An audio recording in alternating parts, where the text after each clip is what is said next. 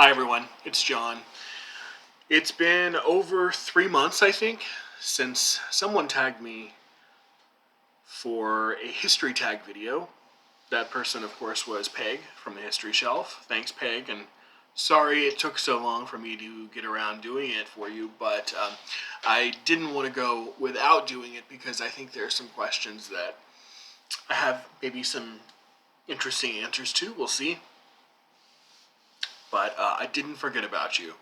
So here's my version of the history tag, which has 9 questions, and of course the obligatory shout out to someone who's never done it before at the end.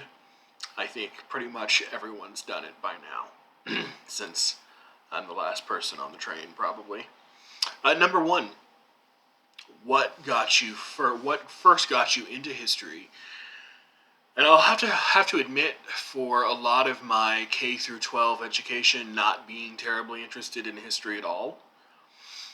And then sometime maybe in my senior year of high school, maybe freshman year of college, I realized that not only do people have histories and nations have histories, but ideas have histories.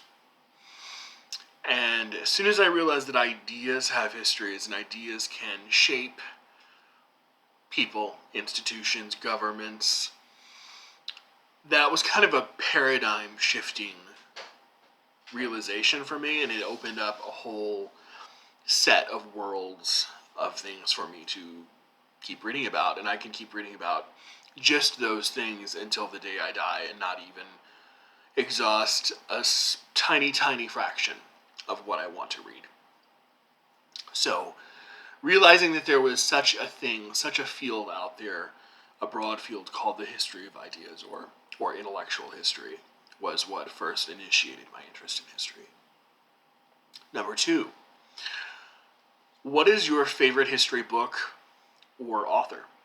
So, for someone who reads a lot of history, I haven't been reading that much this year in particular, but for someone who reads as much history and consequently as many history authors as I do, that's a really loaded question, and I think I would probably have to think for a good long while about it.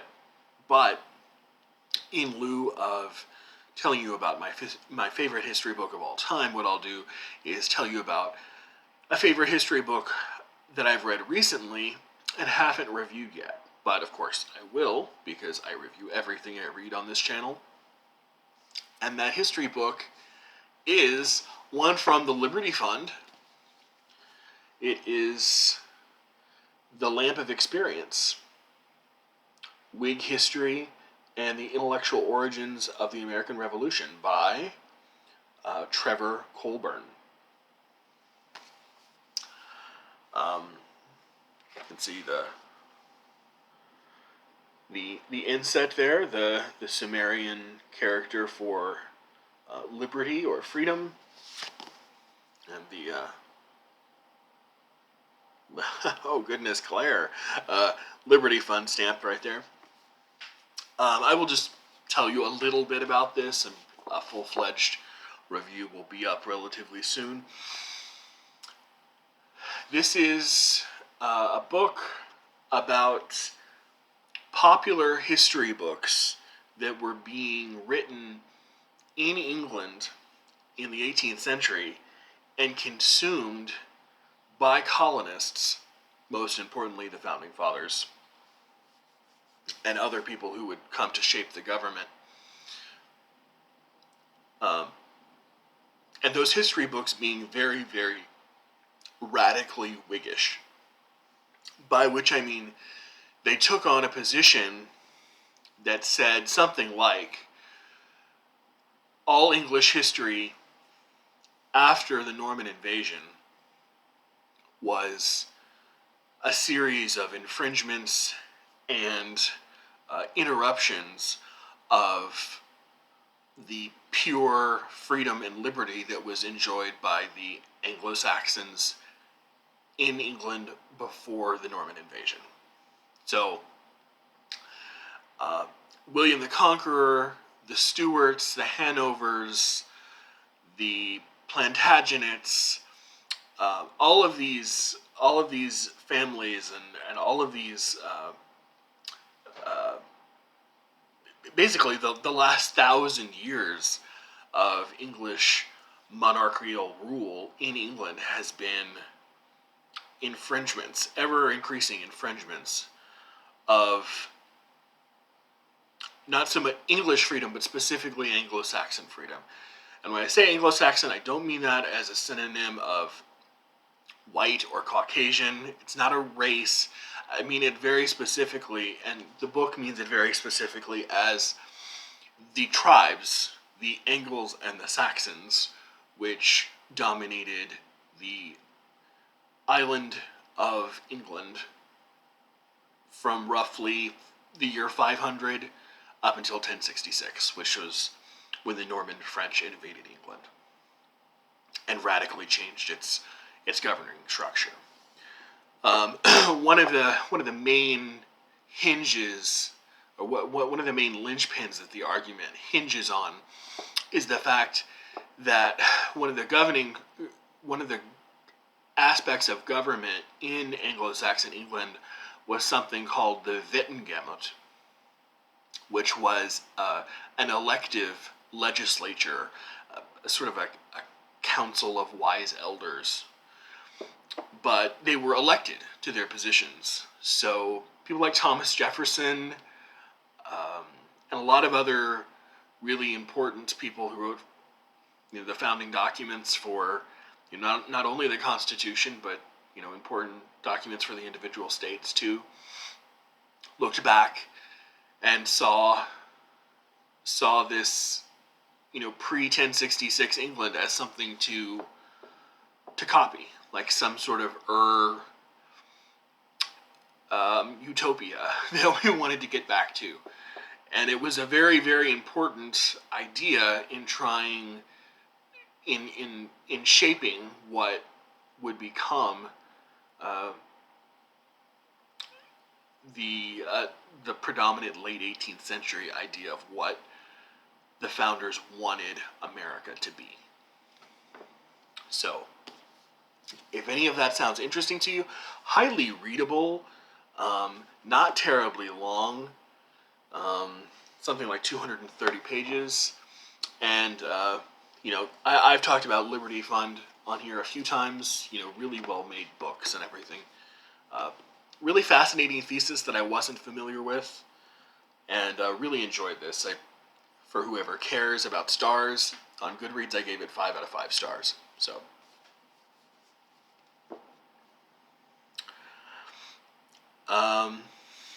What is your most anticipated history book that you have not read yet? Number 3. I have a lot of history books I haven't read yet. Hundreds. Maybe close to 1,000, actually, since it's most of what I read.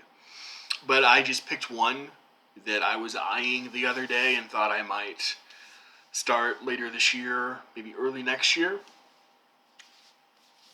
And this is Carolyn Finkel's Osman's Dream, A History of the Ottoman Empire.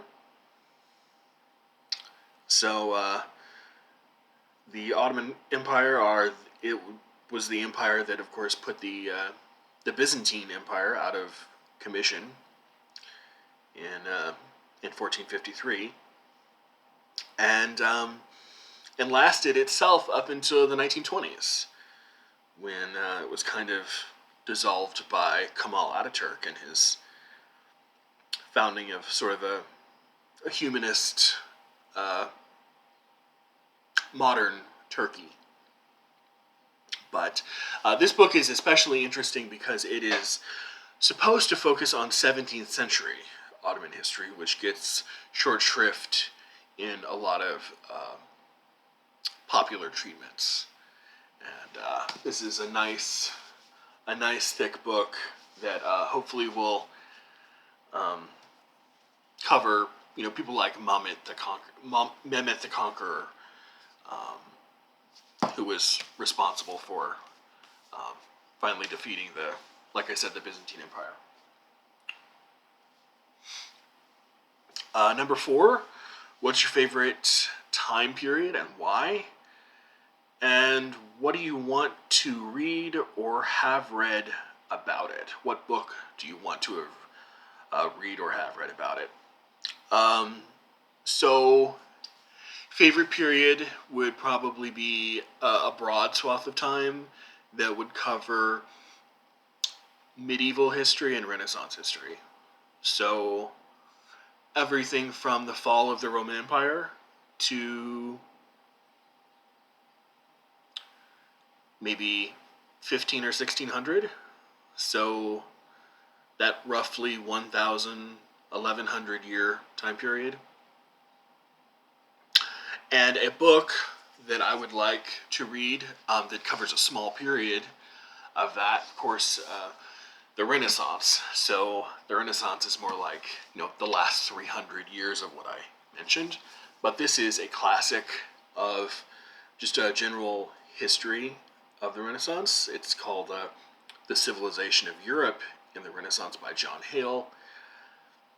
It was put out by Athenaeum Publishers in 1993 and is still one of the classic, sort of, you want a good grounding in Renaissance history, art, culture, politics. It's sort of a one-stop shop for the Renaissance and gives you a lot of places to go if you want to read more in depth about any one thing.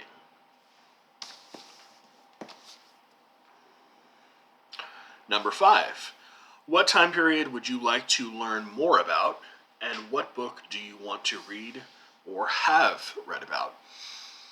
It seems like as much as I love ancient Greek and Roman history, it always gets sidelined for something else. Usually medieval or Renaissance history or a novel. I won't talk about novels here, obviously. It's a history tag.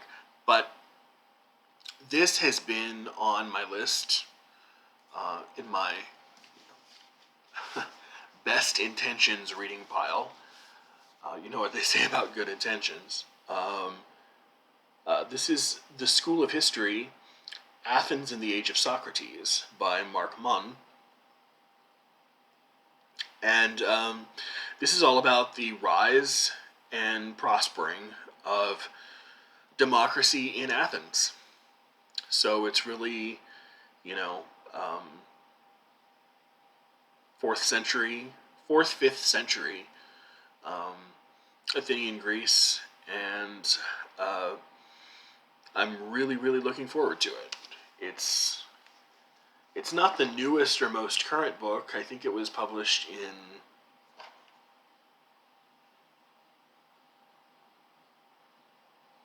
maybe 2000, but yeah. I don't read nearly enough Roman and Greek history. A lot of it is too popular, and I think I wouldn't learn too much from, and or the other side of the coin, it's too scholarly. You never really, at least I never really find those books that hit the sweet spot for me. That's interesting enough to engage my attention, but also specific enough to actually teach me something. Number 6. What is your favorite person in history? No, I lied. Number 5. Number 5. Yeah, because I didn't finish answering number 5. Okay, so I said Greek and Roman history. There's something else. It's not so much a period. It's a group of people that I wish were written about more and that you could find books about in stores without having to really, really, really scrounge around. And that is figures, I don't really want to say civil rights figures, because when you're talking about the United States and you say civil rights, the decades of the 50s and 60s come to mind. I'm talking about before that. But influential black intellectuals, American black intellectuals writing around the year 1900, the late 19th century, early 20th century, people like W.E.B. Du Bois, um, and people like that. But I'm especially interested in women. Women like Mary Church Terrell, women like Fanny Barrier Williams. These are names that don't really get as much attention as, say, Frederick Douglass or Du Bois or a small handful of others, but are just as fascinating. I'm learning about them on a podcast, a philosophy podcast that I'm listening to, that's talking about Africana philosophy, which includes not just philosophy from the continent of Africa, but also uh, philosophy being done in and by black philosophers in Africa, Europe, the Americas.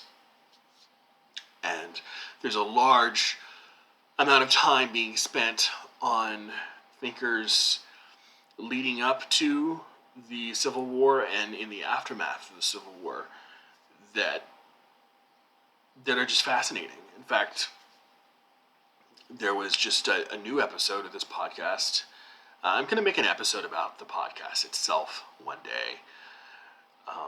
That was specifically about having the host of the podcast had an academic on, and she was talking about Mary Church Terrell and Fanny Barrier Williams and their ideas, their influences, etc.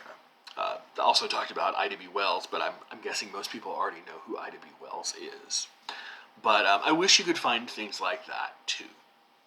Not enough about black women intellectuals about 100, 120, 140 years ago. Number 6. What's your favorite person in history, and what book do you want to read / have read about it? I guess you mean them.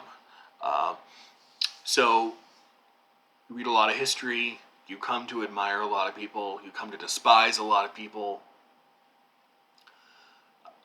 I'm going to go for maybe not the most popular answer, but kind of a predictable answer, Nelson Mandela. Really, really want to read his autobiography, Long Walk to Freedom. Just a truly, the kind of person who makes you want to be a better person, if there ever was one. Number 7. What history topic would you like to see more fiction / nonfiction books about? Don't really want to talk about fiction. I kind of want to keep it all about nonfiction history. I would love to see more books about, for being one of the continents that has the most civilizations on it over time. We don't really see a lot of books about African history. And I don't just mean contemporary, 20th / 20th century African history. I mean, all of the old trade routes and all of the old empires that aren't there anymore. Stuff that Sean Standfast, when he used to regularly make videos, and Sean, if you're watching this, we will all miss you until you come back. But Sean and I were actually talking about a particular writer who writes mostly about contemporary Africa by the name of Martin Meredith. And I have one book by him. I'm interested in getting a couple of others. But it's such a rich, rich nation to talk about. And the amount that we see getting real coverage, even, I'm talking about coverage that people can get, not academic presses so much. It's small. and which is unfortunate. I also have a very, very weird affinity for reading about despots and authoritarians. So, biographies of people like Idi Amin and Gaddafi and Mobutu, just fascinating people. Horrible, very much the opposite of someone like Mandela, but would love to get my hands on good, um, well sourced biographies of those people. Number 8. What non book resources do you enjoy when learning about history? So, the first thing that popped into mind was my subscription to the Great Courses. It's actually called the GreatCoursesPlus.com. It's a streaming services. It's a streaming service which puts everything that you know about the Great Courses program, makes them available to you, sort of like on a streaming service, sort of like Netflix makes a lot of your favorite movies available to you, for example. Um, Also, occasionally supplement history I read with documentaries on YouTube.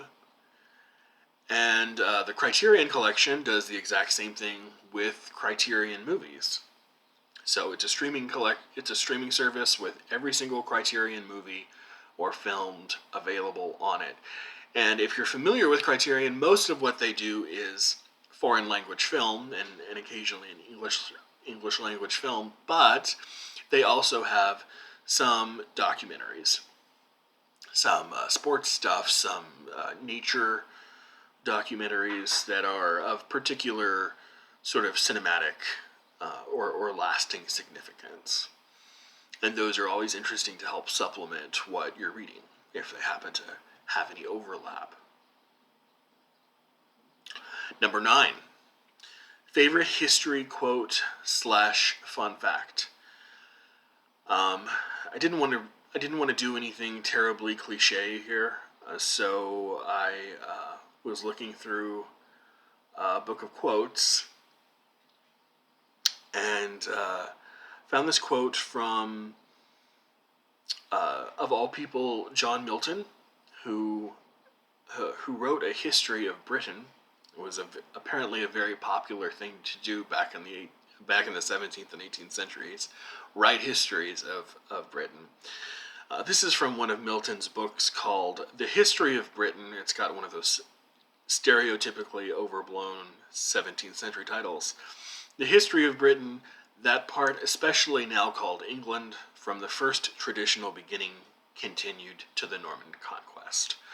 So he's writing a book about England up until 1066. And he says, I neither oblige the belief of other person, nor over hastily subscribe my own. Nor have I stood with others computing or collating years and chronologies, lest I should be vainly curious about the time and circumstances of things, whereof the substance is so much in doubt. By this time, like one who had set out on his way by night and traveled through a region of smooth or idle dreams, our history now arrives on the confines, where daylight and truth meet us with a clear dawn, representing to our view, though at a far distance, true colors and shapes. And number 10, shout out a booktuber you enjoy who also reads history. I think everyone I can possibly mention who reads history on a regular basis has probably already done it. But if you haven't, by all means, hop on board. And with that, I will leave you and talk to you later. Bye, everyone.